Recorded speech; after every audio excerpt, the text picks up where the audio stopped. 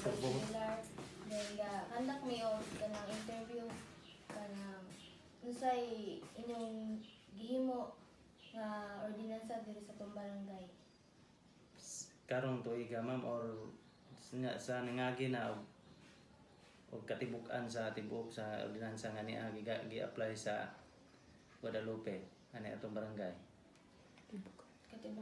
Okay, katibukan. Kay ang atong ordinansa number 1 ma'am nga gi-adapt nga ordinance kaning paghimo og barangay assembly nga quarterly or wa ko masayop. Then kanang ordinansa po nato nga pag kanang kuha bitaw og cutting permit sa magputol og kahoy.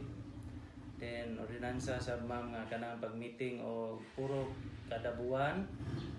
Then naabot ay ordinansa about sa kanang gihimo na to nga foundation day sa atoa sa Guadalupe every December 12. Then naabot ay ordinansa nga gihimo nga kanang curfew hour. Naabot ay ordinansa nga kanang basta kay murag